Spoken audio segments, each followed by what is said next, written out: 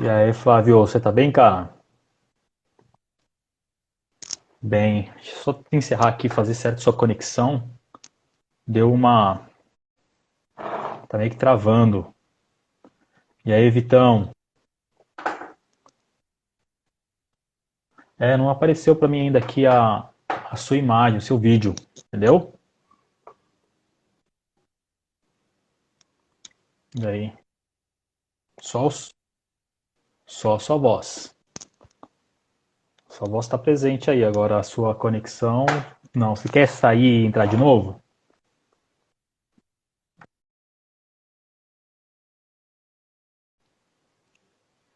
Enquanto isso, mandar um abraço aqui pros nossos amigos. E aí, Vitão, saudade de você, cara. Saudade da faculdade, né? Quem diria?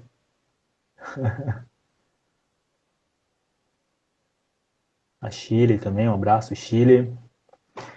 Muito bom ter vocês aqui. Nós vamos hoje conversar com o psicanalista Flávio Tomboli. Estamos acertando o processo de conexão dele. Assim que ele entrar novamente, a gente faz a. Eu chamo ele aqui para o nosso bate-papo. Você está bem aí em Portugal? Como que está o isolamento em Portugal?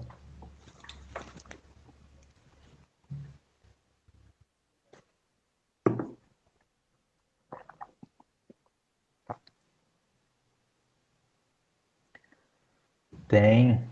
O tema hoje é solidão, solitude e quarentena, sobrevivendo aos tempos de isolamento. Esse é o tema do nosso bate-papo de hoje. Ainda não, Flavinho. Só o seu áudio só. Tá tentando carregar a tua imagem aqui.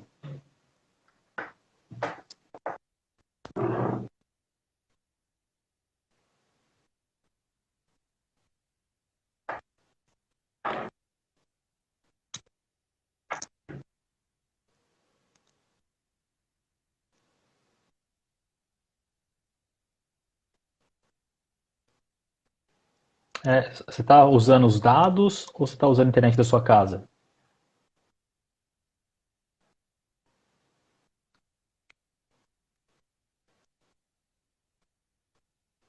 Ok. Quando você está acertando aí, não pode ser de nenhum bairro pro outro. Entendi. Eu imagino como que deve ser. Tá um pouco pior do que aqui. Aqui ainda o pessoal tá insistindo em transitar nos bairros, né? Aqui o pessoal tá indo pro centro, banco, supermercado. Ainda não tem uma restrição tão intensa assim. Hoje o tema vai ser legal. A gente vai falar sobre solidão, solitude e quarentena, sobrevivendo aos tempos de isolamento. Nesses tempos em que nós estamos vivendo de coronavírus, né, é sempre importante a gente conseguir dialogar e de alguma forma conseguir também compreender um pouco mais do nosso cotidiano. Ou ainda não, Flávio, só o áudio só. A sua câmera eu não estou visualizando.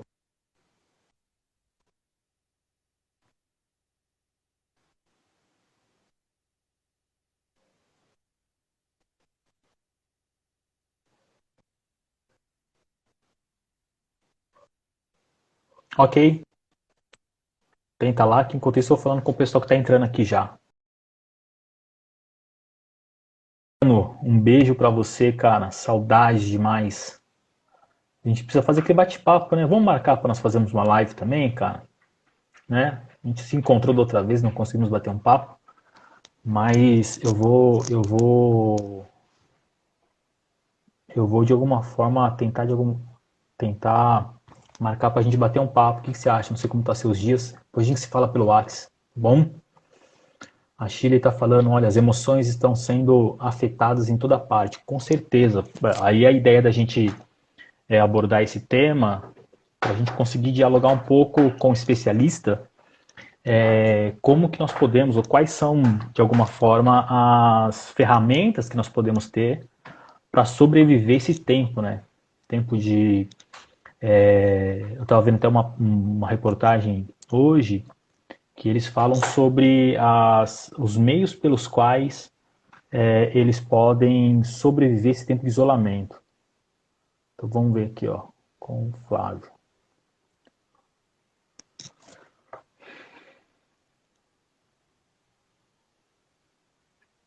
Quero convidar também a minha irmã, tá assistindo. Deus abençoe. Nada ainda, Flavinho. Só áudio.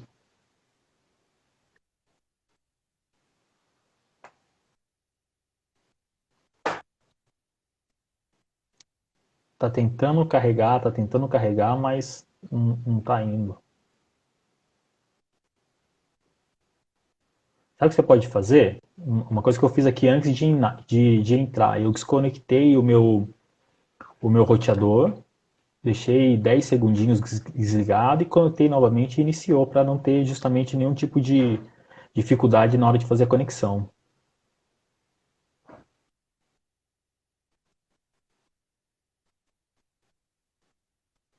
Certo.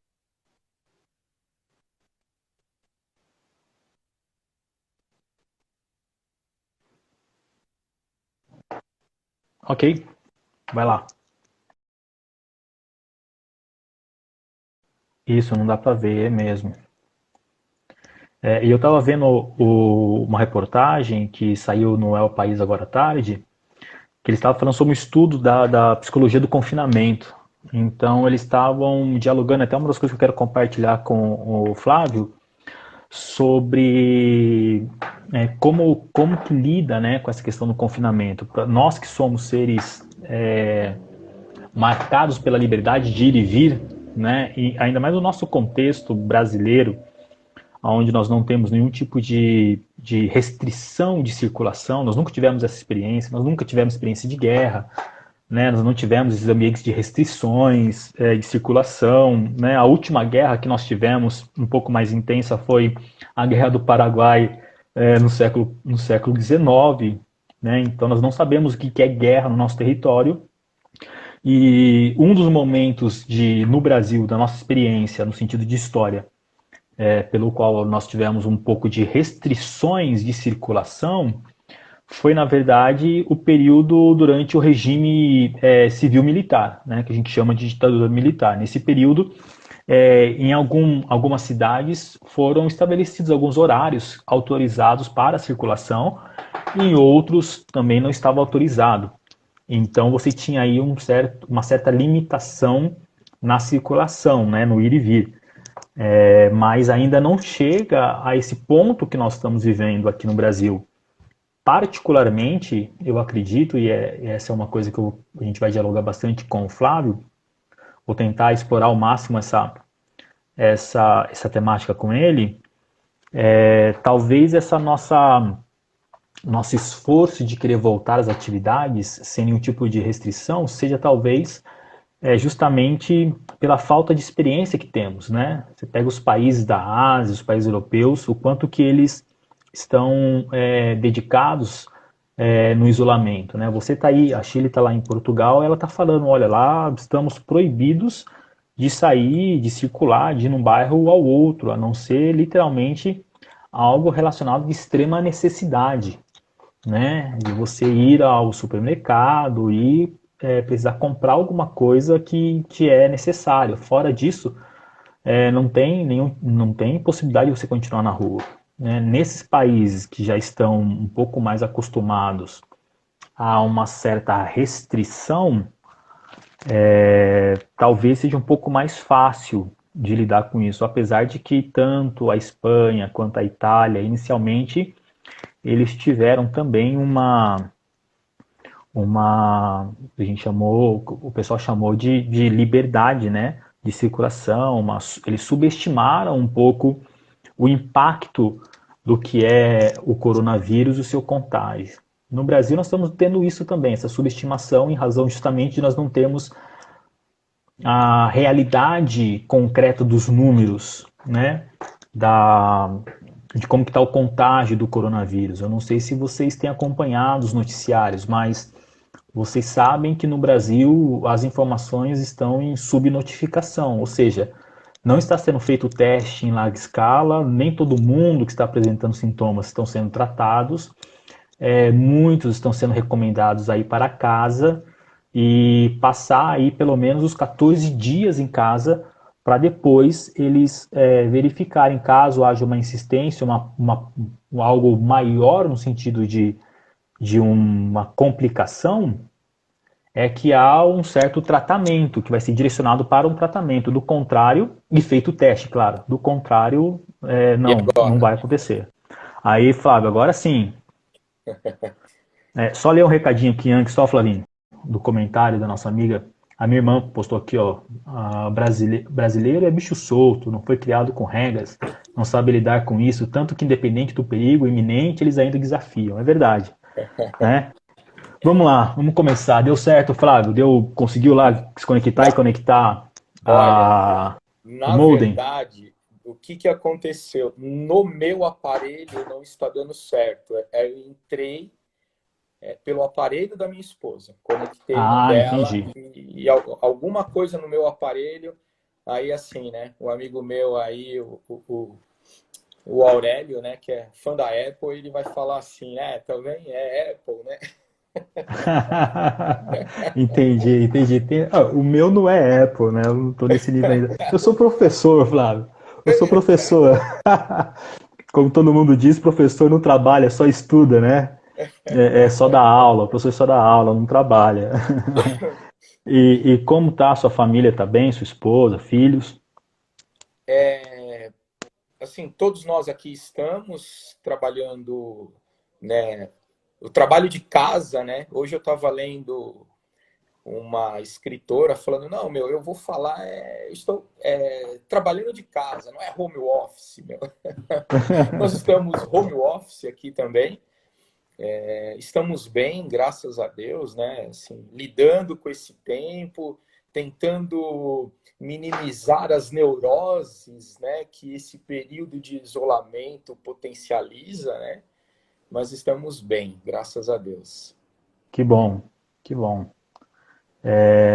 Eu tenho alguns amigos que falaram que iam acompanhar com a gente aqui o nosso bate-papo e alguns falaram que estavam ansiosos para poder te ouvir, né, achar interessante não apenas o tema, mas também o convite que eu fiz e quem é a pessoa que eu chamei para poder bater um papo, né?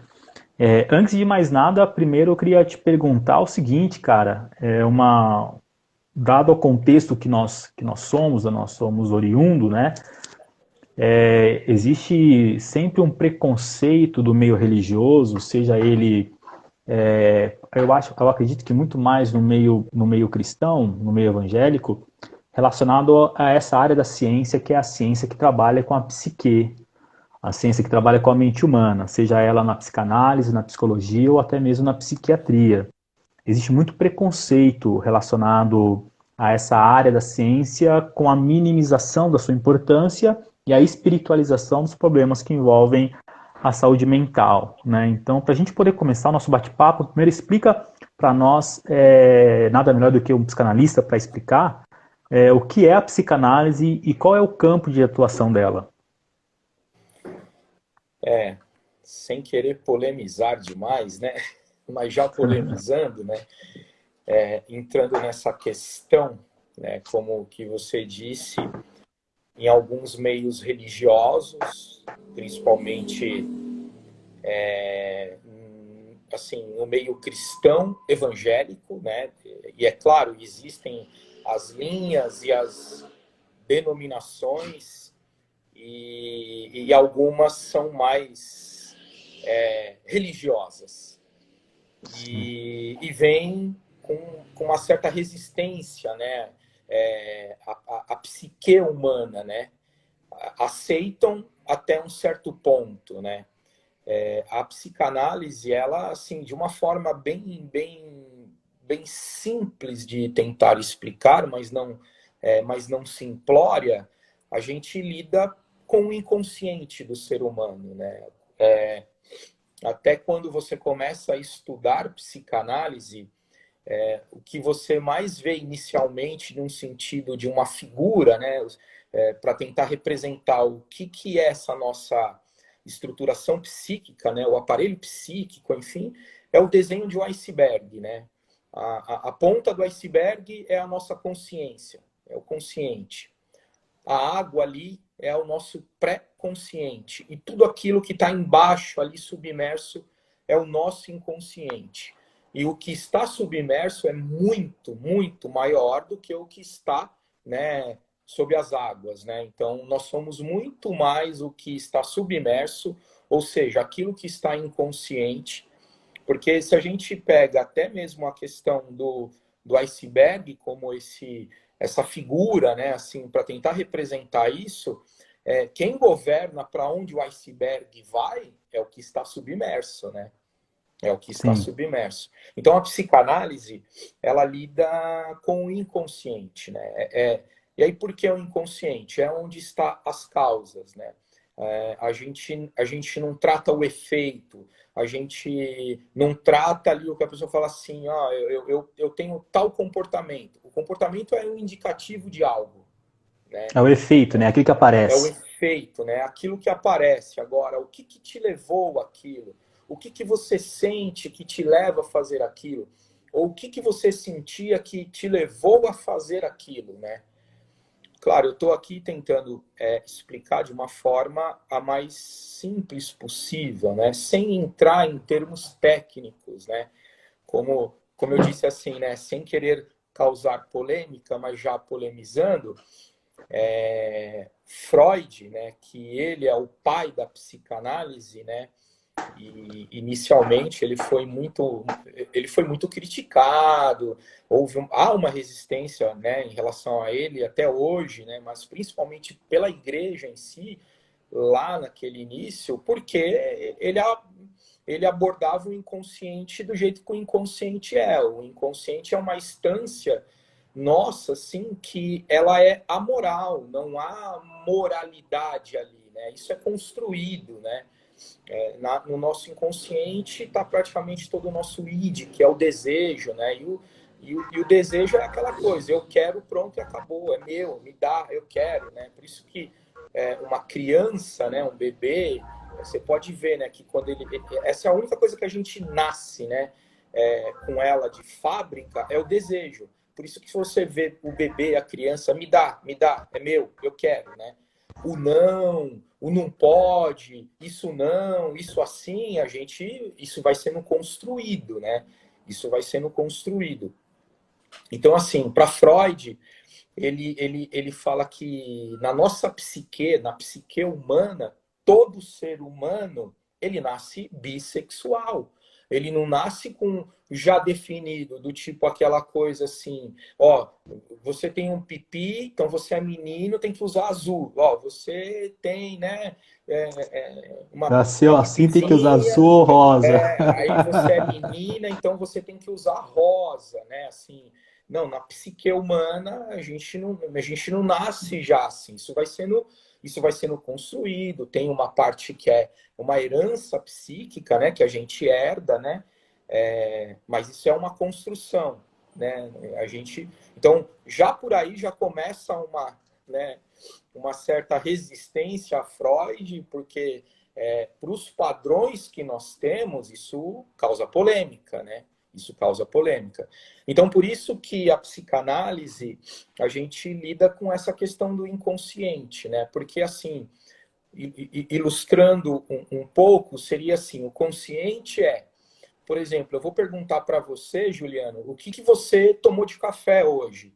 Você de repente, vai chegar e vai falar assim, olha, a hora que eu acordei, eu fui na padaria, eu saí, usei máscara, comprei pão, já tinha leite em casa, eu fiz leite com café, aí tomou eu, a minha esposa, a minha filha, enfim. Tá aqui, ó, tá fácil, né? Aquela coisa, aquela memória fácil, né?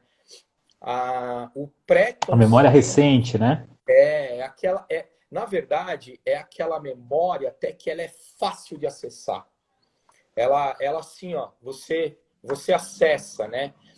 Agora, se eu chegar para você e perguntar assim, olha, ô Juliano, quando que foi lá aquela sua época que você era garoto, adolescente? Qual foi a primeira vez que você deu um beijo numa namorada, tal? Pô, você vai pensar assim, peraí, deixa eu ver. você vai puxar com certo esforço, ela não vai vir já de primeira, você vai ter que fazer um esforço, mas você vai conseguir lembrar. Agora, do inconsciente é aquela memória em que, por mais que eu te pergunte, ela não vem.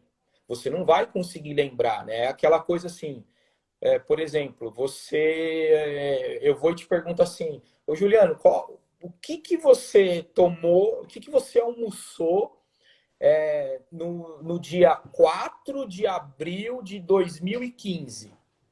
Não estou indo nem tão longe, né? Assim, pô, não sei, não faço ideia, não lembro. Entende? Essa parte do inconsciente é como se eu estivesse... Né, são esse tipo de memória em que elas não são acessíveis na hora que eu quero. Elas não são acessíveis assim, deixa eu ver o que eu tenho ali. Não. Aí, para isso, existem algumas técnicas, né? Que na psicanálise, né, a gente utiliza, e que, na verdade, as duas principais, né, que foi utilizado por Freud, primeiro é os sonhos, né? Os sonhos é a principal forma do nosso inconsciente se comunicar conosco. E o segundo é aquilo que a gente chama de associação livre. Associação livre de ideias. O fato de você falar, vai falando, vai falando, vai falando, e aqui o psicanalista, a gente chama de atenção flutuante, né? Eu estou aqui observando, e uma hora salta alguma coisa, né? Você vai falando e eu vou aqui observando, né? E aí vem, e aí algo vem. E aí é conversado, aí a gente tenta elaborar. Na verdade, é a pessoa que elabora, né? Eu apenas... Eu levanto a bola para a pessoa bater, né? Para a pessoa chutar, né?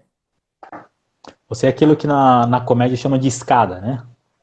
Olha, seria mais aquilo... Os mais antigos vão entender, né? Dedé Santana, né? Isso, isso. É o escada, literalmente. Com todo respeito ao querido e competitíssimo Dedé Santana, né? Sim. O Flávio, eu sugeri esse tema. Antes da gente começar, eu quero, né, agradecer a presença de várias pessoas que já estão aqui online nos acompanhando. Deus abençoe vocês. Obrigado pela confiança e pela credibilidade de estar aí nos acompanhando nesse bate-papo. Agradecer também ao Flávio por ter aceitado o convite e o desafio de abordarmos um tema tão presente e algumas pessoas até, de alguma forma, quem dera e quem possa encontrar nesse nosso bate-papo aqui algum tipo de ferramenta útil para esses dias, né? Eu sugeri um tema como provocação mesmo, né? Na verdade, esses temas são provocações para a gente poder iniciar um bate-papo com nada escrito, nada determinado, é só para a gente poder direcionar. Mas eu sugeri isso para você aquele dia que a gente conversou, solidão, solitude, quarentena, sobrevivendo aos tempos de isolamento. E na verdade a intenção, como eu te falei aquele dia, nós conversarmos sobre isso, é justamente porque essa primeira palavra do nosso tema, do nosso bate-papo, solidão, é um tema que incomoda e que atemoriza muita gente.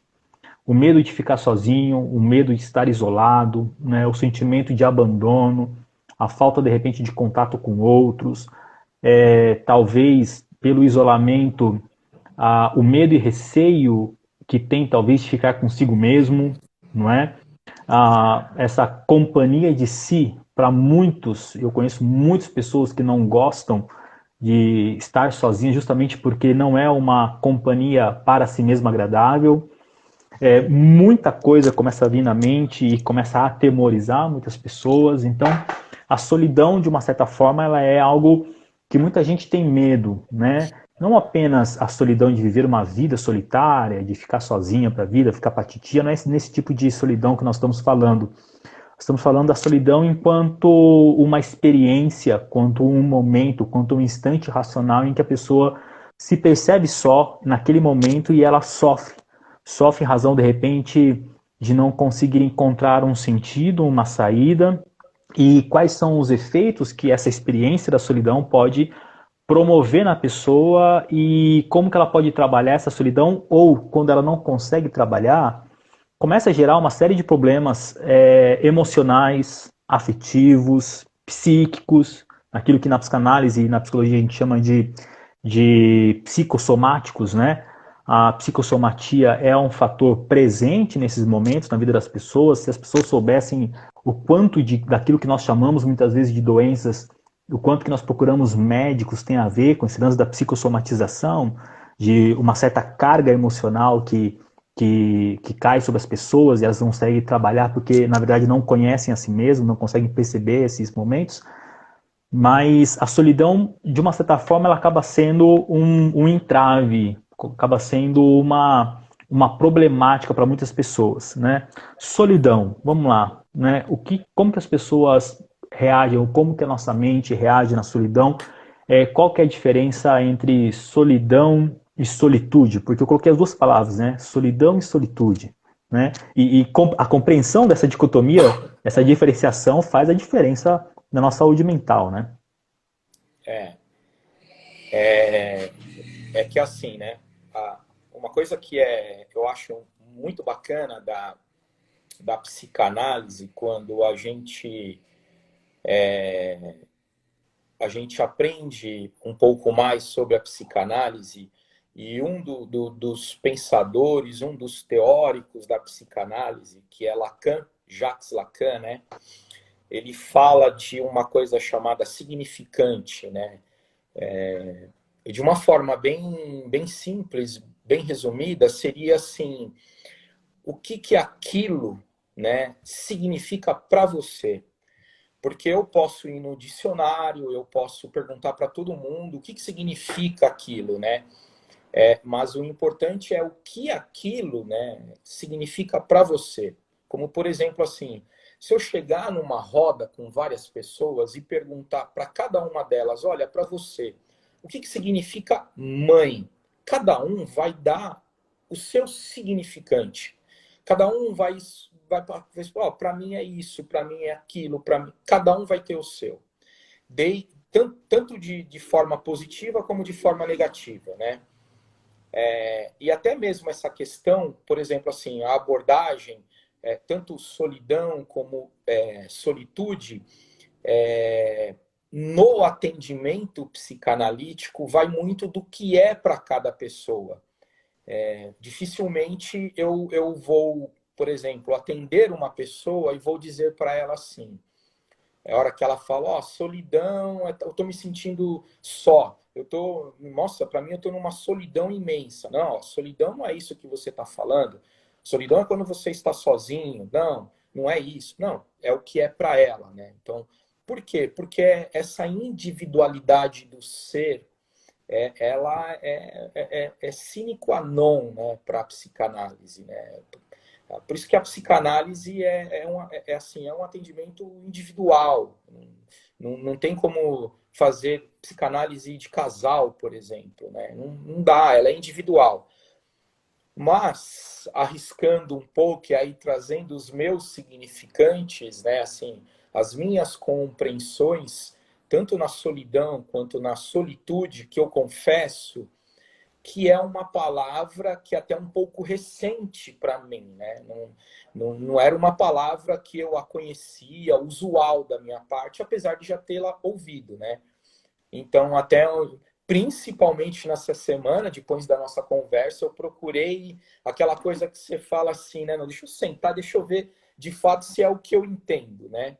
Uhum. E aí você pesquisa Google, pergunta para um, pergunta para outro, tá? A solidão, eu diria que assim, é uma coisa que você pode ter mesmo em volta de muitas pessoas, né? Porque, ao menos para mim, remete a você se sentir só, né? E nem estou associando a solidão a alguma psicopatologia. Eu estou falando da solidão como um aspecto do ser humano, né? Como aquilo que define um dicionário e que acaba sendo para mim, né? Já a solitude, que é o que muitos têm comentado sobre isso, e eu achei interessante, porque teve até um pensador que foi inicialmente, que começou a se utilizar, né, dessa palavra, né, que seria uma espécie de isolamento voluntário, né? Assim, Intencional, né? intencional, em que você se isola para acessar esses seus conteúdos interiores, né? A psicanálise nada mais é do que levar a pessoa a acessar esses conteúdos, né? Para entender o que impulsiona ela, né? A ser como ela é, a se comportar como ela se comporta, né? Então, apesar de que a gente está falando aqui de uma diferenciação, né? Dessas palavras, mas na prática da clínica, talvez isso nem é levado muito em consideração, a não ser que a pessoa traga isso como uma diferenciação, né? Muito provavelmente as pessoas elas vão trazer tudo no mesmo pacote, uma solidão, né? Aquela coisa de estar só. E como disse, né? Às vezes eu posso estar no meio de uma multidão e ainda assim me sentir só, ter esse sentimento de solidão, né? Que aí é um quadro psíquico, né? Isso tem a ver com a nossa psique, né? Com a psique humana, né? Sim, sim. Eu gosto muito da psicanálise e também da psicologia, até porque o momento em que elas surgem como ciência é um momento de um período do pensar humano que eu gosto demais, é o final do século XVIII, começo do século XIX, que surge lá como resultado do idealismo alemão, desde Kant, depois vem o idealismo alemão, Schelling, Fichte, aí vem Schopenhauer, né? Eu não sei se Schopenhauer é uma de algum tipo de leitura que vocês fazem no estudo teórico da psicanálise, mas essa contribuição filosófica ela é muito importante, pelo menos para mim, nesse sentido, que me faz chamar a atenção quando eu leio Freud, quando eu leio Jung, quando eu leio Lacan, é justamente a contribuição que esses teóricos tiveram da filosofia dentro daquele período, daquele contexto, que é justamente um momento de total desagregação social, na ebulição da Revolução Industrial, aquelas transformações, a sociedade se transformando em algo extremamente complexo, o isolamento começa a se estabelecer naquilo que Durkheim vai chamar de sociedade orgânica, né? Quando se começa a ter uma divisão do trabalho extremamente intensificado e, como consequência disso, o isolamento e a individualização se estabelece. E Schopenhauer ele tem um termo que eu gosto muito de abordar quando leciono acerca dele, que é o mundo como representação, né? Ele vai abordar naquele sentido de que cada indivíduo, cada cidadão, cada ser, cada sujeito, ele compreende o mundo de uma forma, ou ele representa o mundo de uma forma, né? Então existe uma representação que eu vejo do mundo, que eu compreendo do mundo, que eu percebo, entendo e atribuo significado, e que é diferente de você, talvez até a mesma situação. É nesse sentido que cada um, para a psicanálise, dentro da sua experiência, entende, compreende, descreve a solidão também de uma maneira diferente. Sim. Esses dias eu ouvi uma frase, né, que eu ouvi do meu amigo Aurélio, que inclusive ele está nos assistindo, né, que ele disse assim: nós não perdemos ninguém, né? O isolamento, por mais que nos impediu temporariamente de estar em contato físico com o outro, não fez com que nós perdemos ninguém assim, porque primeiramente nós temos o melhor de nós, que somos nós mesmo, né? Eu tenho a mim mesmo, né? Então eu queria só fazer esse adendo complementando o que eu falei, né, inicialmente, né? Eu quero até fazer uma explicação aqui, porque assim há alguns que não sabem que psicanálise e psicologia, né, apesar de que elas se conversam, eu falo que elas são co-irmãs, né, mas são coisas diferentes, né? Sim, sim. A psicanálise dentro da psicologia, não assim, em hipótese alguma desmerecendo, né? Minha esposa, que também está aqui nos assistindo, ela é psicóloga e psicanalista, né? Ela acaba sendo mais uma matéria na psicologia, que acaba sendo... A psicologia ela é bastante abrangente, né? Abordando, assim, né? Tendo esse conhecimento de diversas linhas, que a grande maioria é mais, assim, adepta daquela linha que a gente chama, o famoso TCC, né? Que tem a ver com aquela terapia cognitiva comportamental, né? E uma das linhas da psicologia, que é a psicodinâmica, né? Que seria a psicanálise Sim, na psicologia, né? Então, assim, eu tenho uma formação apenas de psicanálise, porque a psicanálise em si, ela tem uma vida própria, né? Ela tem, um mundo particular, né? O pai da psicanálise é Freud, né? Há alguns que falam que o pai da psicologia é Skinner, mas outros falam outros pensadores, né? Que eu não me recordo o nome de todos aqui, né? Mas que é muito citado é Skinner, né? Então tem essa diferenciação, né?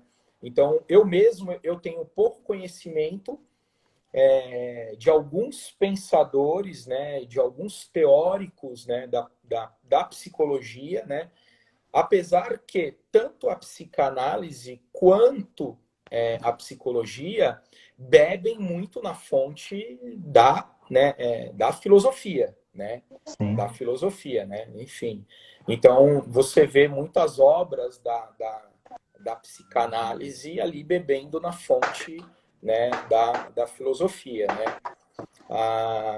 Eu não sei se dessa forma eu estou conseguindo responder um pouco a sua pergunta, né? Assim, que era mais para poder fazer essa diferenciação, que pode ser que em algum tema mais específico eu não vou ter esse conhecimento para abordar, né? Porque, claro, eu como ser humano e com todos os recursos que eu tenho, eu entendo um pouco daquilo que é o comportamental, daquilo que é o cognitivo, né?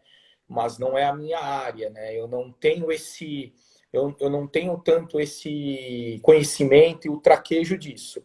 A gente utiliza isso assim na psicanálise como indicativo, né? O comportamental e o cognitivo, né, são indicativos, principalmente naquilo que é o cognitivo, que é para entender o quê? Qual que é a linguagem do inconsciente dele, né?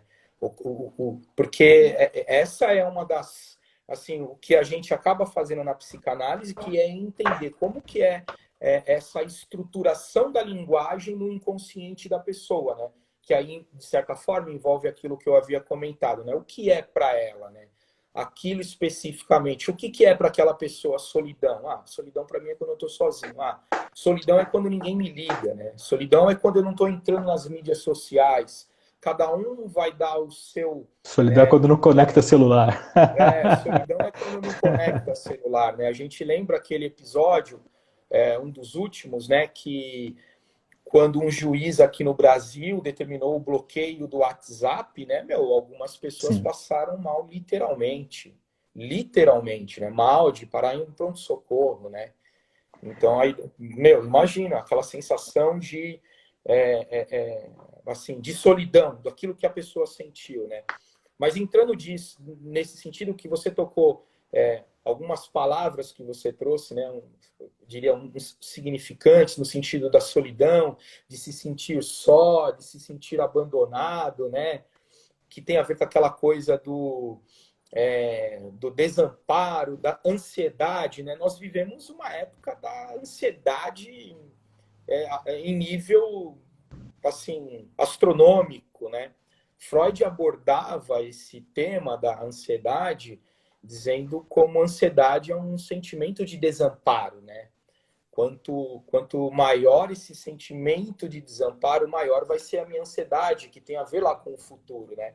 Se eu não me sinto amparado nesse momento, então eu não me sinto capacitado para lidar com o que está por vir, que eu nem sei o que é, né? Então isso aumenta a minha ansiedade. E aí, nesses tempos de quarentena, E nesse tempo de isolamento, esse sentimento aflora muito mais, justamente talvez pela falta de certeza do que será o amanhã, do que será de repente daqui a um mês, né?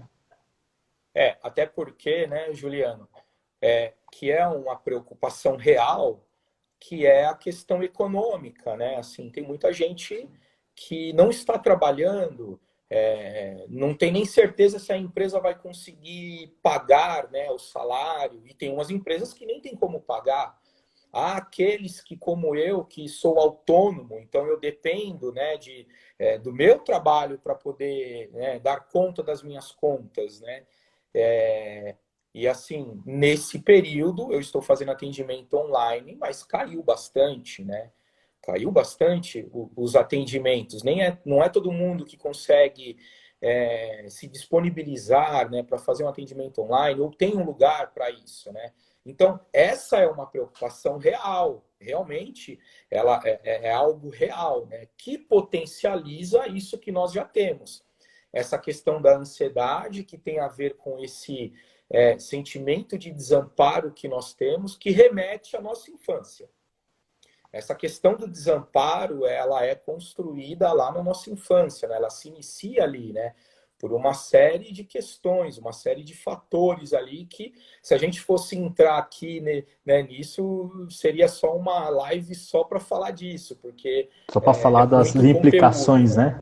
né? As implicações, e não só, alguns chegam a falar alguns pouco mais eu não diria talvez ousados, mas um pouco mais radicais, afirmam até que essas lembranças, essa primeira infância remonta ao período até ultrauterino, né?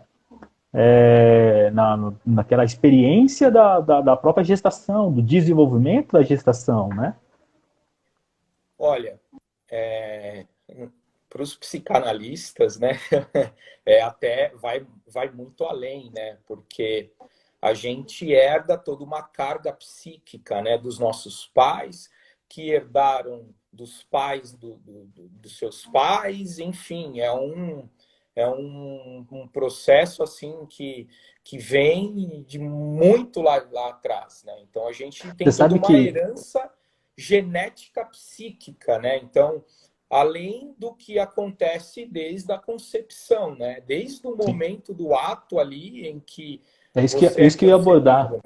né? Que no momento também da concepção, né, tem alguns teóricos que abordam essa questão do momento da concepção, a maneira com que foi, se houve amor, se não houve amor, se foi por meio da violência, se não foi violento. Então, tudo isso tem a ver com uma certa, na linha de alguns teóricos psicanalíticos que eu já li, com uma certa influência de uma carga que vai determinar muito das características da saúde psíquica, da forma com que essa pessoa vai desenvolver a sua vida, compreender a sua vida e responder para ela também na vida adulta, né? É, eu vou citar de novo aqui o meu amigo Aurélio, né? E se um dia você assistir uma aula dele, você vai gostar, Juliano. Você vai gostar.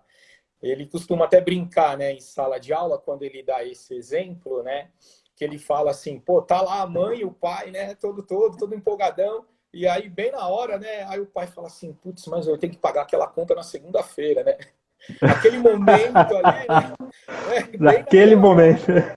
E o cara tá preocupado com a conta de luz que vai vencer na segunda-feira, né? Assim, então, claro que isso assim é humanamente impossível a gente controlar estas coisas, né? É humanamente impossível, mas que ela tem a sua carga psíquica ali naquele momento, ela tem, né? E que pode desencadear algumas consequências, né? Assim, como que foi a gestação, como que foi, como que estava a mãe, como que estava o pai, como que era o ambiente familiar, se teve algum problema de saúde, como que foi o parto, se foi um parto normal, se foi uma cesárea, se nasceu, assim, se teve alguma complicação no parto, todas estas coisas, elas têm a sua influência psíquica ali, né? Elas têm, que nem dá para saber ao certo que consequência isso pode acarretar ou não. Ou não. Entendi. Só antes de a gente continuar nosso bate-papo, deixa eu fazer uma pergunta para você. Antes, eu vejo a sua abordagem da psicanalítica, ela é muito fundamentada na abordagem freudiana. Olha, eu fiz um curso, aí eu vou fazer um merchan aqui novamente, né? Que já que tem alguns Depois tem que falar amigos. para eles pagarem os créditos, hein? Meu, já que tem alguns amigos aqui assistindo, né? Lá no NBP, né? Que é o Núcleo Brasileiro de Psicanálise, o curso lá é uma psicanálise integrativa. O que é isso, né? A gente vê os principais teóricos, né? Assim, inclusive até da psicanálise contemporânea. Então a gente acaba aprendendo ali sobre Freud, sobre Lacan, sobre Winnicott, sobre Melanie Klein, Ana Freud, Jung, apesar de que muitos falam, mas Jung não é psicanalista, mas ele iniciou e tem muita coisa boa em Jung, muito Eu mesmo, gosto muito de Jung, eu que gosto é muito de Jung. utilizado, né, na Sim, psicanálise, né? A gente vê um pouco ali de André Green, então a gente acaba vendo um pouco de tudo ali, né? E utiliza da melhor forma que você achar ali no setting analítico, que é aquele espaço, né, do atendimento naquele momento, né? Então, eu comentei esses dias até com o Aurélio que eu acredito que eu tenho uma linha mais, uma mescla assim, de Freud, Lacan e Winnicott, né? Assim, mas as minhas maiores identificações, sim, né, naquilo que eu percebo que eu utilizo no meu dia a dia da clínica, Freud e Lacan. Primeiro porque, assim, não tem como você se tornar um psicanalista e não passar por Freud. Porque a sim, base da psicanálise é Freud, não tem como, né? sim. Então, assim, não dá para negar Freud. Foi ele que teorizou toda a psicanálise, né? E outros vieram depois, e mesmo na contemporaneidade dele, contribuíram e muito para a psicanálise, né? Sim. Assim como eu gosto de uma pergunta, Juliana, né, qual linha filosófica você gosta muito? Eu falo, eu gosto muito da linha existencialista, né? Kierkegaardiana, e depois temos Kierkegaard. aí as contribuições de Sartre, né, e alguns outros que vieram nessa sequência. Posteriormente, depois, alguns outros teóricos aí, antes até de Sartre, Nietzsche, né? Nietzsche, você sabe que nas minhas aulas, eu tenho algumas alunas que entraram aqui agora para assistir o nosso bate-papo, elas estão na faculdade, muitas delas tinham muito desejo de fazer psicologia, e quando tiveram aula comigo e nós falamos sobre Nietzsche, quando eu abordava a questão do inconsciente para Nietzsche, a identificação do eu, né, em Nietzsche, né, e daí tinha que abordar a questão da contribuição dele para psicologia e para psicanálise. Eu tenho até um aluno que entrou aqui, ele falou, Juliano, eu vou começar a fazer psicologia. Eu queria fazer jornalismo, mas depois dessa aula eu vou fazer psicologia. Porque, na verdade, tem essa questão, me chama muita atenção, não em razão das afirmações pessoais. A gente tem que aprender a separar essas questões que envolvem as acusações que é atribuídas a esses teóricos relacionadas à religião. Mas a contribuição que eles dão ao pensamento e à própria sociedade no que diz respeito à identificação do sujeito, a relação dele com ele mesmo, com o mundo, com o seu próprio inconsciente. Nesse sentido que foi a proposta do nosso bate-papo, de falar sobre solidão, que é esse sentimento de abandono e desamparo, vou usar esse termo que você utilizou, que você trouxe para o nosso bate-papo, ou seja, a falta de perspectiva de ser abraçado, de ser amparado, isso não é de agora, essa insegurança para muitos tem a ver com aquela questão do desamparo da infância, como você bem disse, e do outro lado essa perspectiva da solitude, né, que é trazida nessa questão de uma autocompreensão ou utilizar esse momento de autoisolamento, seja autoimposto, ou seja, como no nosso caso, não é autoimposto, mas conseguir identificar nesse momento a possibilidade de você conseguir entrar em contato consigo e contribuir desse momento de parada, né, de stand-by da vida, dessa pausa da vida, contribuir para um desenvolvimento e um agregamento de conhecimento, de autoconhecimento, de desenvolvimento, seja teórico ou seja até mesmo prático no sentido de uma autoanálise, uma autocompreensão, uma viagem para dentro de si, que é quando a gente usa o termo solitude. Né? Nesse sentido, a partir do conceito que a gente vem conversando e do que você pesquisou também para esse nosso bate-papo, esse momento, nós podemos, e esse momento de isolamento, de quarentena que estamos vivendo, pode servir para essa, não para, claro que para alguns vai ser esse lance da solidão, né? E a gente vai falar um pouco mais sobre isso.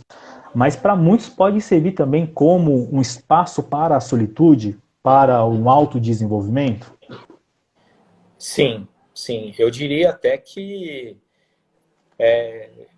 é quase que uma obrigação, né? Porque você está sendo obrigado, né, a lidar consigo mesmo, né? Num período em que você está sendo obrigado a estar isolado, né?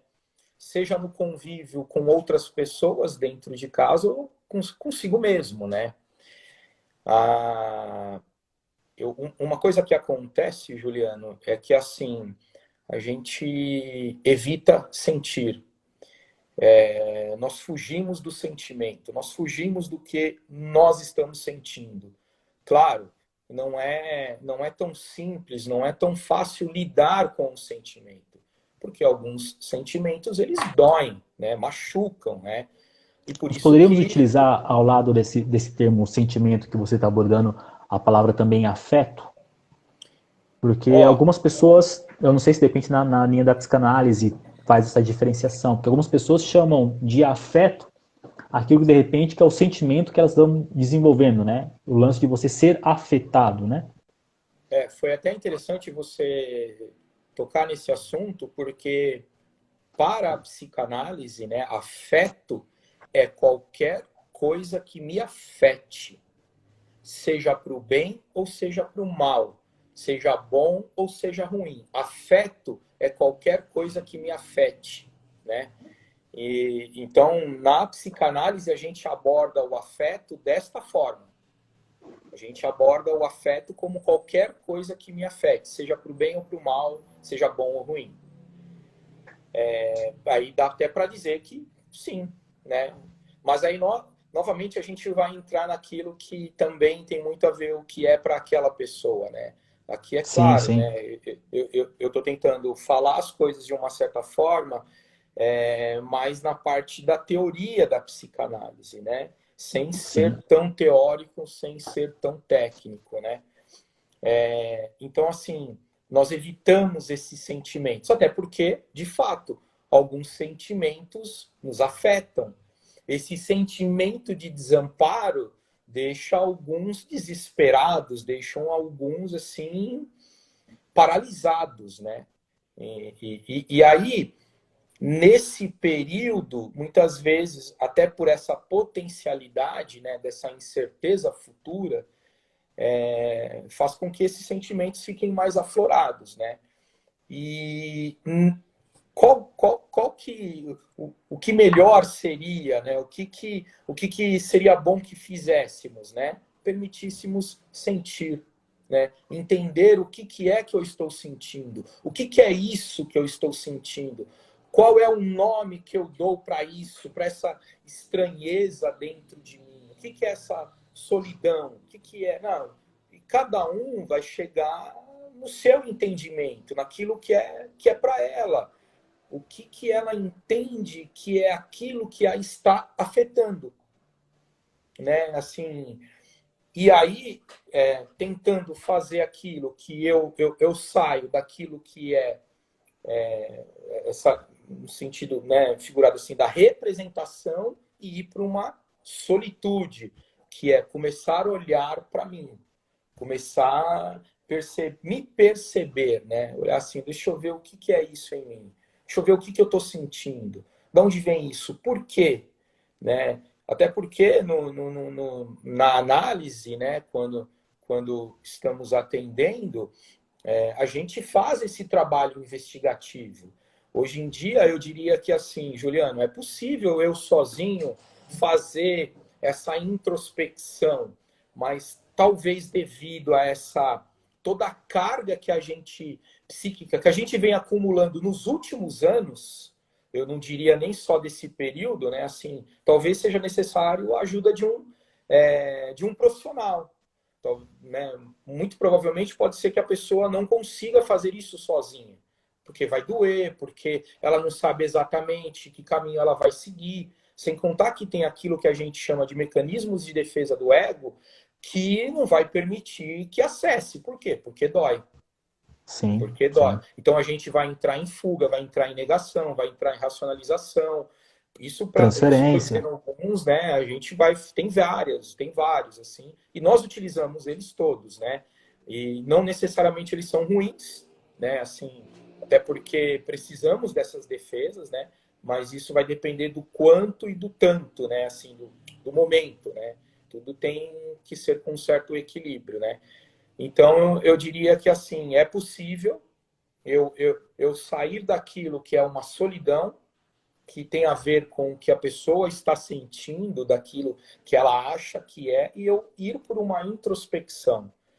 E aí tem a ver, né, para mim, né, claro, com esse lance da solitude, que é uma espécie assim, então deixa eu me conhecer, né? Deixa eu me perceber, deixa eu entender o que é isso em mim, deixa eu ver o que é isso que está pulsando aqui, deixa eu ver o que é isso que está tensionando aqui e que está me afetando.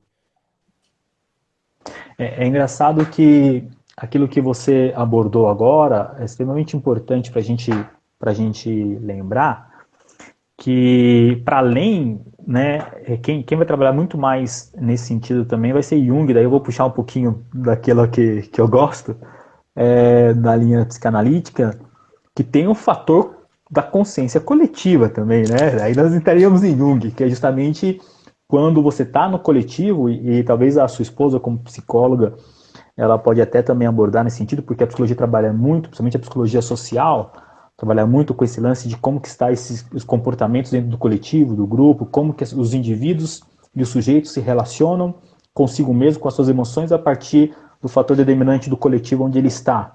Né? Nesse contexto onde nós estamos, que é um contexto de uma tensão não apenas individual, uma tensão familiar, mas é uma tensão social, muito e fortemente carregada e determinada por aquilo que nós temos de acesso, seja por meio das redes sociais, seja por meio da televisão.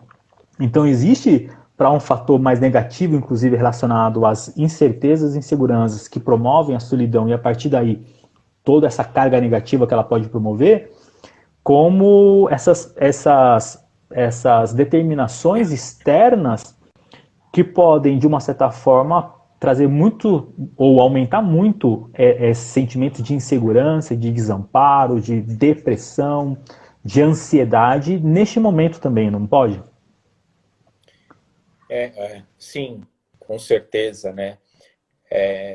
Citando Jung, né, como você trouxe, aquilo que é, por exemplo, né, que ele aborda como o inconsciente coletivo e os arquétipos, né? Sim. É bem aquela coisa assim, né? O, já li algumas coisas, não sei se pode citar aqui, né? O Caio Fábio, Sim, sim. quando ele em alguns momentos ele aborda o inconsciente coletivo como uma espécie de uma energia psíquica, né, que fica ali influenciando, conectando e de alguma forma alimentando, né, o pensamento das pessoas. Eu confesso que numa visão particular minha, eu vejo muito dessa forma mesmo, né? E aí a gente entra no inconsciente coletivo, aquilo que a gente fala que são os arquétipos, né? Eu gosto sempre de citar esse exemplo, que eu acho ele um exemplo simples de se entender, né? Que é assim, os arquétipos.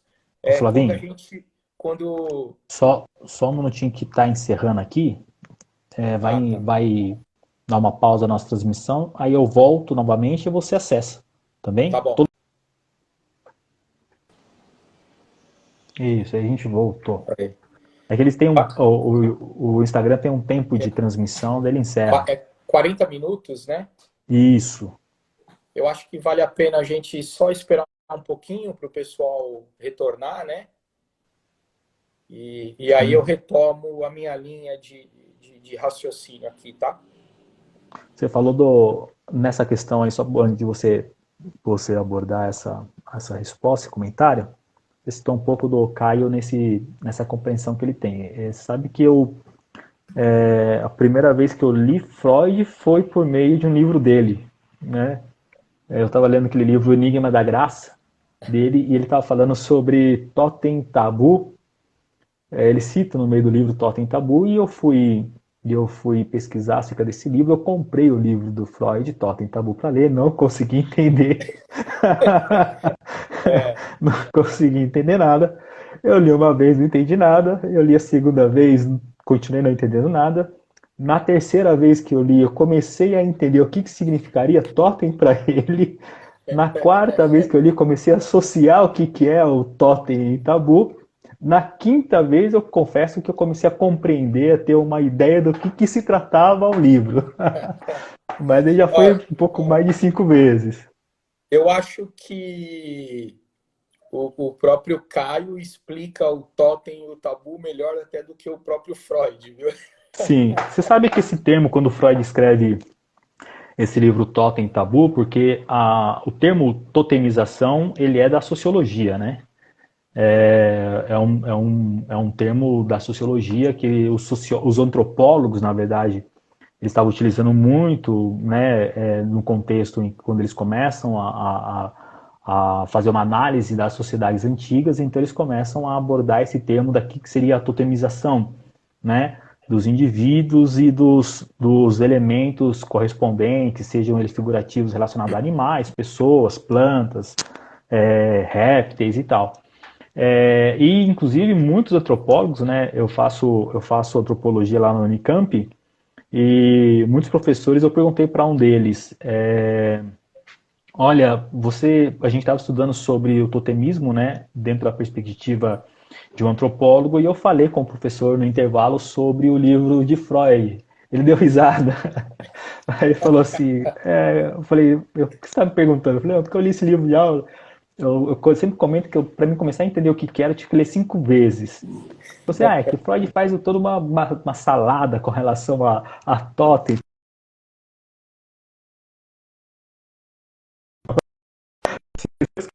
Totem, então vou dar outro livro para você ler, mas não leia Freud não. Eu falei, pá, agora que eu consegui entender o cara, pô. Bom, eu acho que algumas pessoas já conseguiram retornar, né? Aí só daqueles que entrou que eu conheço, né? Assim, a minha esposa, claro, um beijo para ela, né? Nosso querido Carlos Bregantin, O né? Brega, um O abraço, Brega. Brega. A Rosinadim, que é uma psicanalista em formação lá do NBP, uma querida, né? O Daniel, Legal. que é o Dani Mega, que é um conhecido também, um amigo, gente boa. Então eu vou retomar aqui o pensamento, né, aquela linha de raciocínio, né, tentando não perder tanto, né, a ideia. Sim, A questão do arquétipo, né, que eu costumo exemplificar aqui, que eu acho que é simples, mas de fácil entendimento, é meio aquela coisa assim, olha, homem é tudo farinha do mesmo saco, nenhum deles presta. Pô, realmente todo homem não presta? É tudo farinha do mesmo saco? Tipo, joga fora tudo, é isso mesmo? É isso que você está falando? Ou, né, pelo outro lado, do tipo, né, quando os homens dizem assim, né, a mulher é tudo interesseira, nenhuma serve.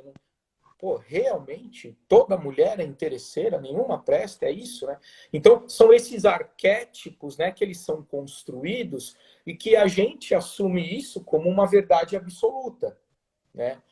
E aí, imagina estas coisas, né, no nosso psiquismo, né, na nossa construção psíquica, né?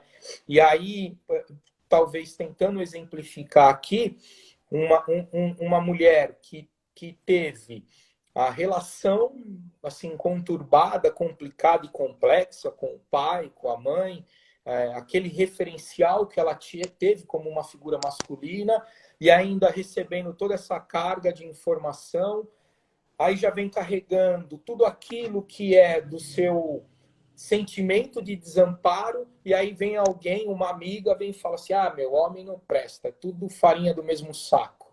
Imagina como que isso não vai ali, né, moldando a alma dela, né? Vai afetando, né? Vai afetando. Muito Isso. bem, sim, né? Muito bem, vai afetando. Flávio, como manter a saúde mental no isolamento? Como conseguir, né? Você, como psicanalista, nos dê a receita. Olha, tem um detalhe, né, Ainda Juliano? mais com uma psicóloga dentro de casa. É, falar para você, viu? Falar para você, viu? Olha, eu faço esse reforço, eu participei de algumas lives, né, esses dias, né, e essa pergunta me foi feita, né, assim, e algumas pessoas me perguntaram, né, não vou me eximir da pergunta, mas assim, eu faço aquele reforço que é assim, olha, o psicoterapeuta, ele não orienta, ele não fala, ele não opina, ele não fala como tem que ser. Isso aí você que tem que descobrir, né? Porque a resposta está aí em você, né? Você tá devolvendo a bola, então. Tô devolvendo a bola, né? Olha, eu vi aqui, Juliano, que você falou, né, de uma eu dividi, né, a minha casa com uma psicóloga, a Shirley aqui que eu não estou reconhecendo se é alguém que eu conheço ou se é alguém da sua amizade aí, né? Ela escreveu aqui sorte a dele, né? Eu falei, Shirley, é verdade, é minha sorte, sim, porque a minha digníssima me ajuda muito mesmo, né? Muito mesmo. Eu sou grato a Deus. Mas essa Gosto. pergunta, essa Eu, pergunta é importante e eu vou explorar um pouco mais isso, embora você tentou devolver a bola. Talvez quiser até chamar a tua esposa aí do lado para participar também, fica à vontade. Mas eu digo isso sobre, tirando a nossa brincadeira e a tentativa de alguma forma, dar um pouco de ar, de uma certa naturalidade para esse momento tão difícil que a gente está vivendo, mas isso é uma questão que nos importa muito, muito, né? Como conseguir manter a saúde mental no isolamento? Em tempos onde nós somos, como nós falamos há pouco, né, antes de encerrar a transmissão, tão bombardeado por informações, né, seja pelo meio da televisão, bombardeado por informações pela rede social, essas vozes, esses discursos, né, que se tem de tensão, de polarização e de oposição no nosso contexto, como conseguir, de alguma forma, se preservar, como conseguir blindar, como conseguir a possibilidade de manter a nossa saúde em a salvo, vamos dizer assim, né? Salvo de toda essa polarização, para que o nosso isolamento, que já é difícil, isolamento que já é tensional por natureza, porque nós estamos contra a nossa vontade, né? Foi até engraçado, eu brinquei com a minha filha esses dias atrás, minha filha gosta muito de ficar em casa. Aí uma semana e meia, 2 semanas, ela falou assim, não vejo a hora de sair. Eu falei para ela assim, mas você não gosta de ficar em casa? Ela falou assim, eu gosto de ficar em casa quando eu quero. Né? Não quando isso é imposto, né? Ou seja, existe essa carga tensional, né? Como conseguir se preservar dessas perturbações mentais que nos atemorizam? eu não vou fugir da pergunta, tá?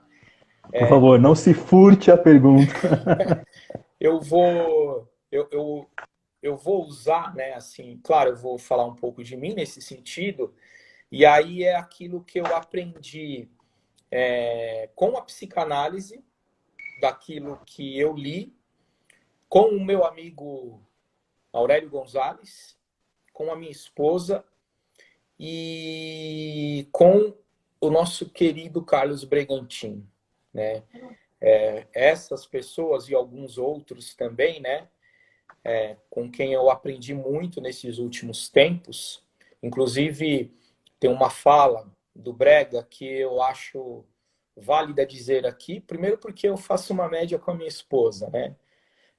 Mas segundo, porque também, assim, quem sabe levar os homens a uma boa consciência, que é aquela, assim, um homem que encontra uma boa mulher, o homem que encontra uma boa companheira, esse ganhou na loteria, né? Então eu posso dizer que eu ganhei na loteria. Caramba, mas mandou uma dessa assim porque ela tava live mesmo? Porque Legal, legal. Qual que é o ela nome vai da tua fazer uma, esposa? ela vai fazer, Vanessa Stamboni. Certo, tá vendo, né, Vanessa? Depois tem que ter aquela retribuição.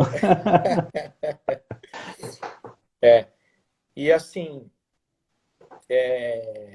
a, primeiro que é, eu, eu acho que assim, o que é interessante nesse período, né, assim, isso não estou fazendo como uma espécie de propaganda, né? Mas se for possível, dentro daquilo que for da sua possibilidade, faça uma psicoterapia, né? Se envolva com isso, procure saber sobre isso, né? Não precisa ser somente eu, tem muitos profissionais aí, né? Na escola lá mesmo que eu me formei e eu continuo atendendo lá, tem diversos profissionais, né? A minha esposa também é uma que atende também de forma online. Eu conheço diversos profissionais e sempre a gente acaba conhecendo alguém que conhece um profissional que indica, né?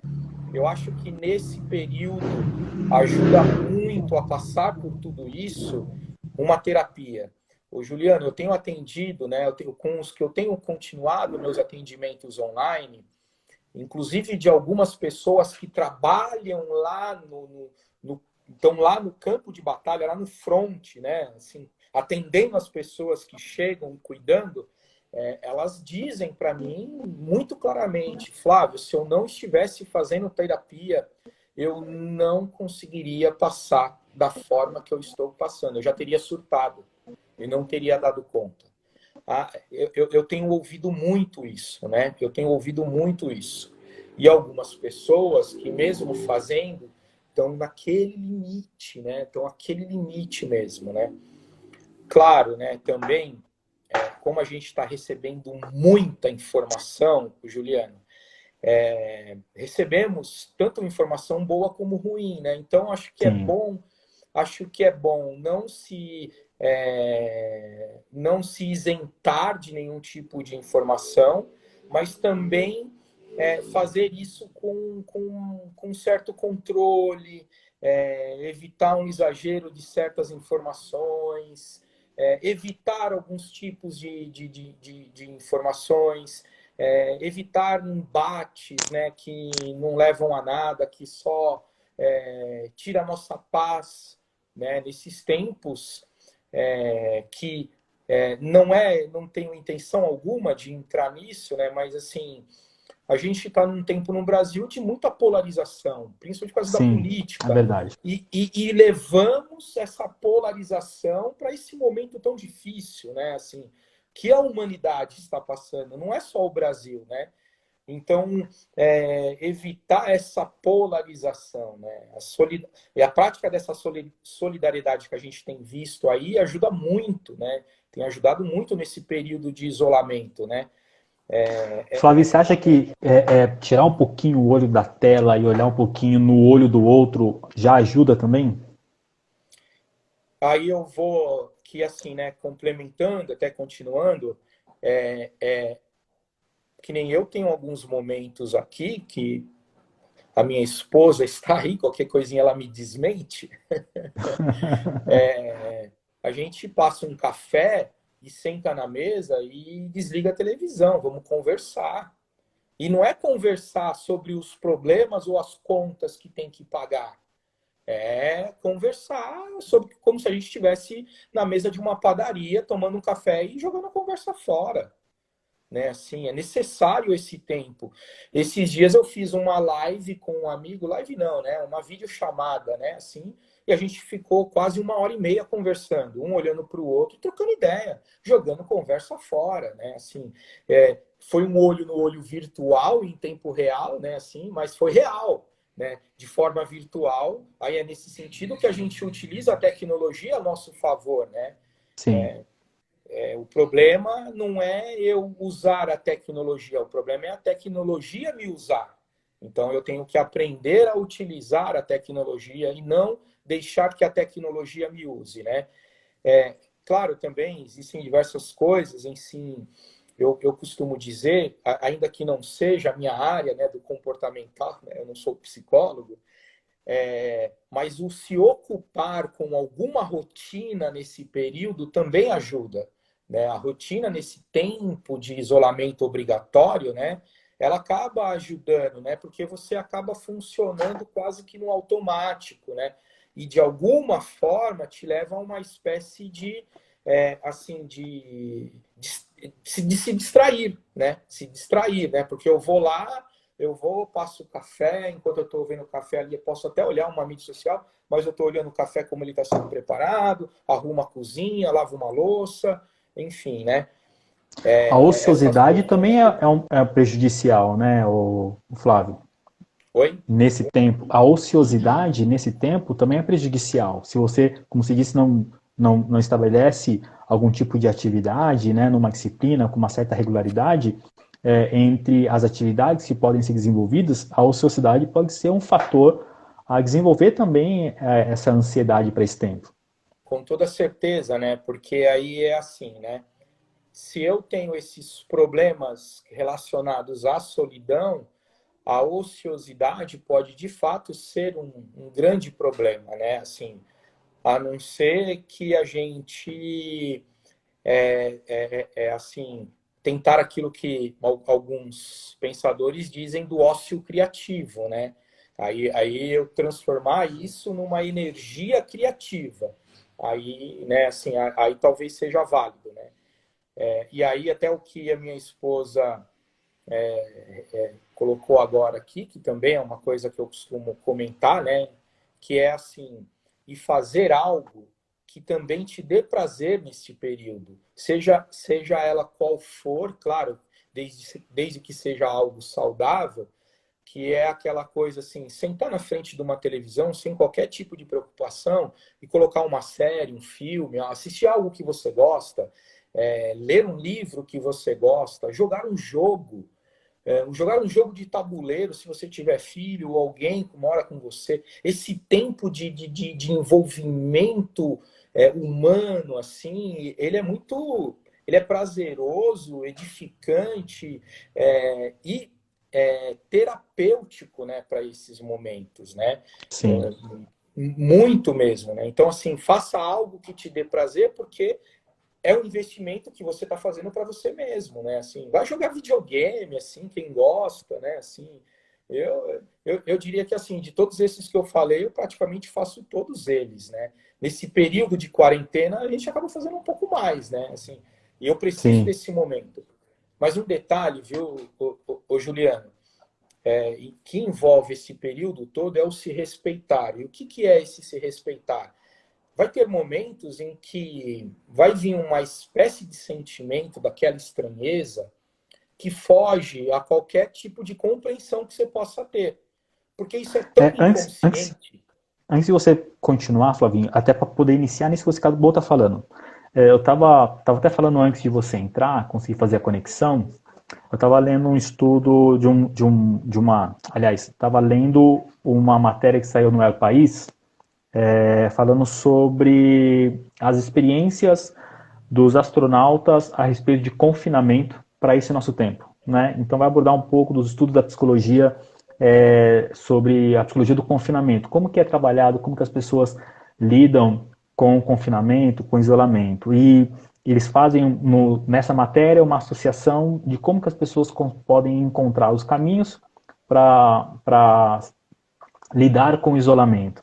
Mas uma das coisas interessantes que eu selecionei dessa matéria para trazer para o nosso bate-papo foi justamente o fator de que nesses tempos de isolamento, para além de tudo aquilo que nós já falamos, né, os problemas da vida, as inseguranças, as sensações que nós estamos tendo, desenvolvendo de depressão, de ansiedade e principalmente irritabilidade, que é isso que você estava falando, né? Até por isso que eu te interrompi. O quanto que esses momentos, eles são momentos que avultam, né, que exacerbam-se os ânimos e a irritabilidade fica à flor da pele. Eu não dá para a gente deixar numa única teoria, né? Mas eu gosto de ir muito nesse pensamento de Freud, que tem a ver com esse sentimento de desamparo, né? Pensa bem assim, né? Nós como seres humanos, né? O ser humano é praticamente, acho que o único ser da Terra, né? Que ele nasce e ele é totalmente dependente do outro. Se você pegar um bebê nasceu e você largar, ele morre, né? Ele morre, né? Então, sabe que esse é um exemplo que eu uso muito nas minhas aulas, né? Para falar sobre a diferença entre o ser humano e os animais. Né? Você pode ver que tem animal que já nasce e já sai correndo porque o predador já está vindo. E o bichinho Sim, sai no tartaruguinha, trote, né? Então, assim, nós somos dependentes. Não tem como. Esse elo, esse vínculo que nós temos, né? O vínculo materno, né? Esse vínculo desse acolhimento, né? Até porque quando a gente nasce, né, para o bebê ali, na fantasia dele, não existe ele e a mãe. Ele e a mãe são um só, não existe o mundo. Só existe ele e a mãe, né? E todas as percepções de que ele vai entendendo que um é um, outro é outro, isso vai ocorrendo, né, com o tempo. Mas esse elo, assim, ele é tão forte que essa simples interrupção da presença, a criança já pode até fantasiar do tipo, a minha mãe me abandonou. E, na verdade, ela só foi ali no banheiro e voltou. Né? Então, estas coisas, elas potencializam esse sentimento de desamparo que o ser humano tem. Né? E daí desemboca... essa parece uma caixa de Pandora, né? Claro, eu vou citar aqui o termo técnico, né, que é o complexo de Édipo, né, que de uma forma muito simples é essa nossa relação entre filho, né, pai e mãe, que basicamente é essa treta que a gente tem, né? Tipo, quem na face da Terra não tem ou teve algum problema com mãe ou com pai, né? Sem entrar em muitos detalhes técnicos disso, mas basicamente o que Freud fala como complexo de Édipo é isso.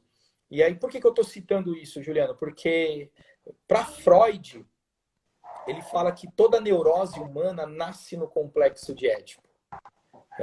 Aí, é claro, né, a gente teria que fazer uma outra live só para falar sobre complexo só para de explicar Édipo. isso. Até porque tem que compreender primeiro o que é o mito de Édipo, o que ele fala, né? Para depois fazer a leitura psicanalítica.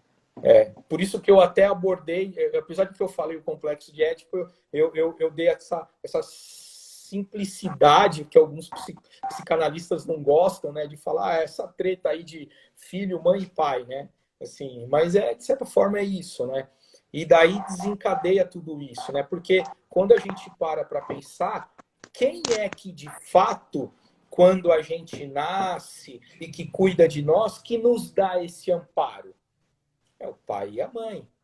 E principalmente a figura materna, né? A figura materna nessa questão do amparo, ela é essencial, ela é a mais forte, né? Assim, então, aí dependendo de como é a vida, dependendo de tudo que aconteceu, isso vai formando, né?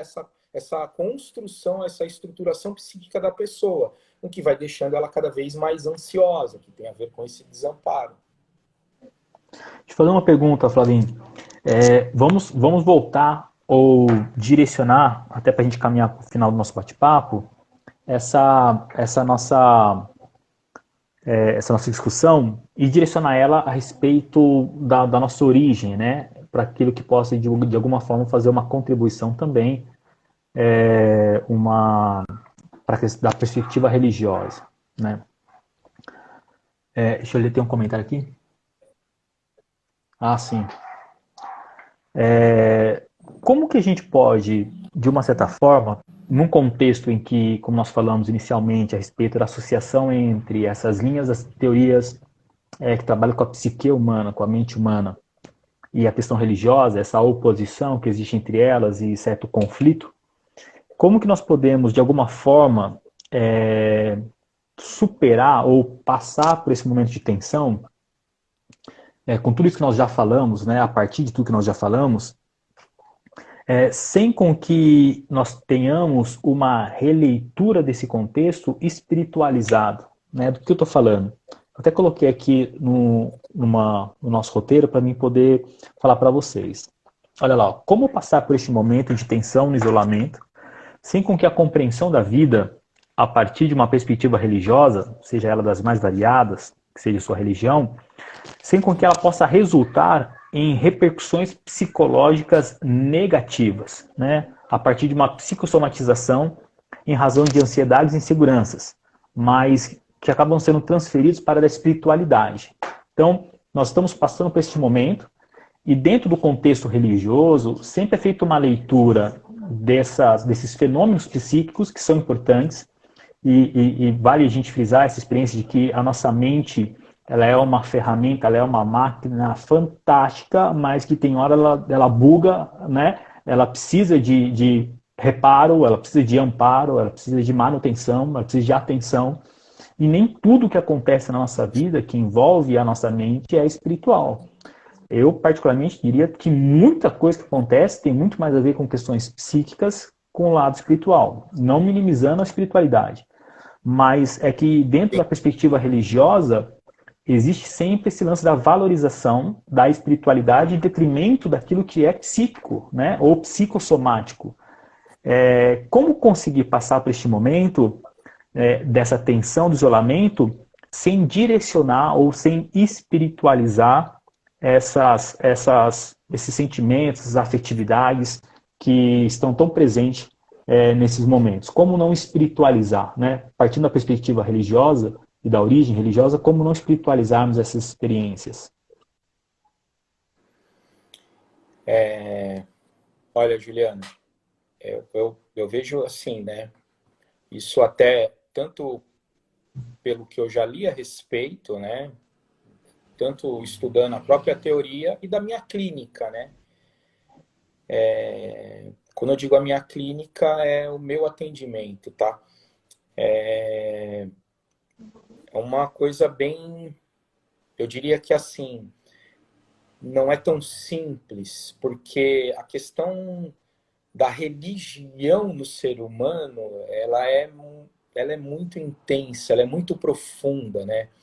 A gente percebe que a religião, eu costumo assim dizer que tem hora que quando Freud fala que a, toda neurose humana nasce no complexo de Édipo, né? Muitas vezes eu digo que toda neurose nasce na religião, ou pelo menos ela é a Parte maior dela. potencializadora ou a maior causadora de neuroses, né? Então, assim, essa coisa de desconstruir o que é religião e o que é espiritualidade é uma tarefa que exige muita reflexão, exige muita solitude, exige que você também se assessore de pessoas que de alguma forma vai te ajudar nessas reflexões, né? E muitas vezes não tem jeito, você só vai conseguir compreender tudo isso em si mesmo com uma terapia, com uma psicoterapia psicanalítica, né? Psicanalítica, porque você vai precisar entender, né, toda essa construção em você, até porque né, A psicanálise ela aborda, assim, a figura de Deus, de Yahvé, enfim, como a figura de um pai substituto. E a gente acaba encontrando muito isso na clínica, né, das pessoas fazerem de forma inconsciente, né? Não é que a pessoa faz isso de propósito, assim, né, tal. É inconsciente essa transferência, né? Então, a experiência que ela teve ou não teve com o pai é o que ela vê em Deus, né? Assim, naquilo que ela Ou vê o como contrário religião. também, né, Flavinho? Ou o Ou o contrário contrário. também, né? A descrença, a E, frustração com Deus é a ausência, de repente, da visão que ela tem do pai, é o que ela transfere isso, para Deus, mas também naquilo que é negativo. é. Acontece que tem até uma questão também que, às vezes, a ausência do pai faz com que a pessoa vai numa obediência cega naquilo que ela entende como Deus, pai substituto, né?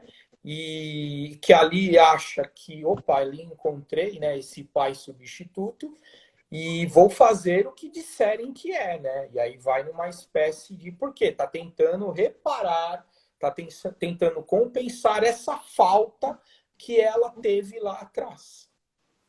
Entendi. Isso é algo para se trabalhar dentro da perspectiva religiosa, tem a sua necessidade de se compreender e se trabalhar, para ver essa, como se diz, essa desconstrução dessa espiritualidade que não é saudável, tanto quanto a necessidade, e aqui fica a nossa recomendação para quem está nos acompanhando,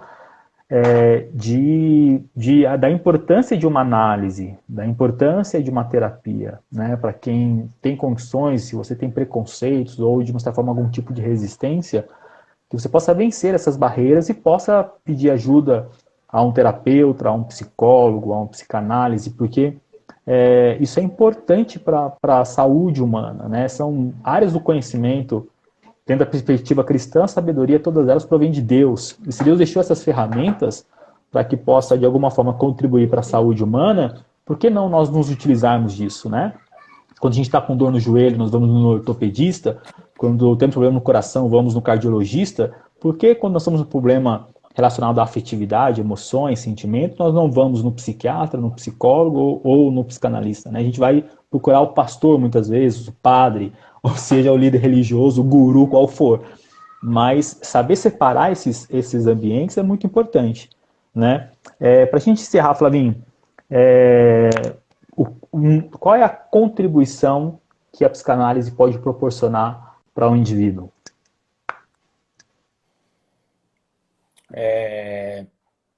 Além do autoconhecimento, né, do conhecer a si mesmo e o de se perceber, né, Freud dizia que a psicanálise é a cura pelo amor, é a cura pela fala, né? E esse ambiente que um momento de análise proporciona, né, que, claro, isso geralmente não é numa primeira sessão. Né? Isso é uma construção, né? Uma coisa que vai sendo construída. A pessoa ela se sente ali de uma certa forma acolhida, se sente bem, à vontade, então ela acaba pondo para fora, né? E aquilo, e o falar alivia a angústia. O diálogo é sempre importante, então, né? Conversa. Sim, sim, essencial, essencial. E aí, é interessante, como você bem disse, algo proposto pelo Freud, a cura pela fala, né? A cura pela conversa, por um diálogo. Sim, sim. E como é interessante, porque aí não é só um que fala, né? Mas também é necessário pro analisando aprender a ouvir também. Com toda certeza, com toda certeza. Sabe por quê? Ele tem que começar a aprender a se ouvir. E esse é um ponto importante. Não basta falar, eu tenho que conseguir ouvir o que eu estou falando, né?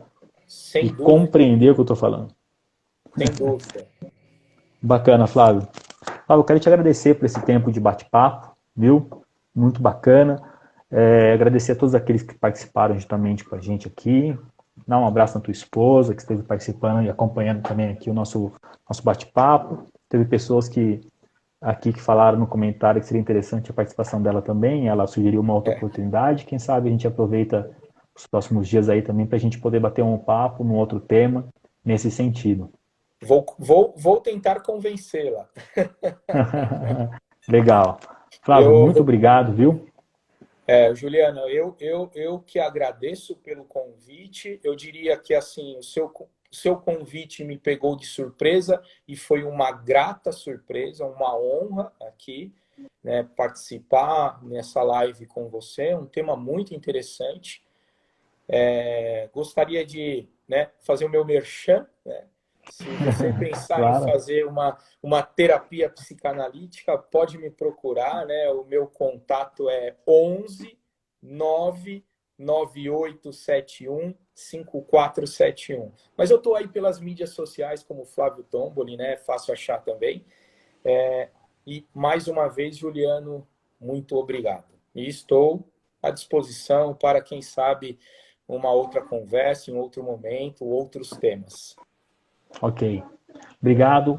Uma boa noite para você. Se cuida, lave as mãos. Dá um abraço na esposa, na família. Né, que você falou agora de lave as mãos, né? Esses dias eu estava conversando com um amigo e com a minha esposa, né? Eu tenho o hábito de assistir o jornal pela manhã, né? É o que eu mais assisto, assim. E muito se fala, né, dos cuidados, da higienização, de ter tudo isso, mas pouco se tem falado sobre a saúde mental tão essencial para esse tempo. Sim. Eu ia falar agora na sequência. Lave as mãos e, mais do que tudo, né, vamos aprender, tentar passar por esse momento sobrevivendo ao isolamento a partir do diálogo, da conversa, da tolerância, né? E de manter, uma coisa que eu esqueci de falar o que é muito importante nesse tempo, aí nós poderíamos ficar mais meia hora falando aqui, é sobre respeitar os espaços um do outro, né? A importância de, nesse momento, aprender a respeitar os espaços um do outro. Eu acho que muito dos conflitos e das irritabilidades que surgem nesse tempo é justamente por a gente não conseguir, dentro do mesmo ambiente, respeitar o espaço um do outro, né? Estabelecer esses limites, essas fronteiras, é muito importante, né? Fica aqui também o meu abraço a todos aqueles que nos acompanharam, tá bom? Muito obrigado pela participação, mais uma vez, Deus abençoe você, sua família, um abraço à sua esposa. E obrigado aí pela Sheila, e bem participativa aí, agradeço pelo abraço aí, viu? Ok. Beijão para você, até a próxima. Tchau, tchau. Tchau.